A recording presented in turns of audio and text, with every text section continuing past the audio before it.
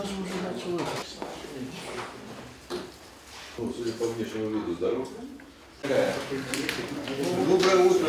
Позвольте мне приветствовать и начать нашу встречу и поприветствовать Владимира Валерьевича в онлайн-встрече.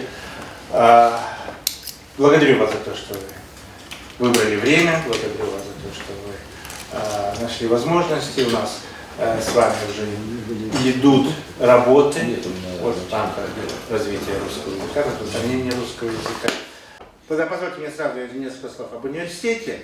Университет создан в 1993 году. Будем так говорить, университет несет такие политические функции, все-таки присутствие России, развитие российского образования, поддержка русского языка, результативные научные исследования. Владимир Иванович, наш ректор, входит как член ВАК России. Классический университет, если позволите пару слов об университете. У нас в этом году юбилейный год, нам 10 лет. То есть мы, формально то юридическое лицо, которое мы сейчас представляем, мы очень молоды. Вузы, которые вошли в состав федерального университета, они, естественно, старше, там уже 80, 85, 90 лет. Работа со странами СНГ, собственно говоря, с вашим государством у нас достаточно уже длительное время идет. Есть и абитуриенты, понятно, что любой вуз заинтересован, что греха таить, мы здесь с вами тоже немножко конкурируем.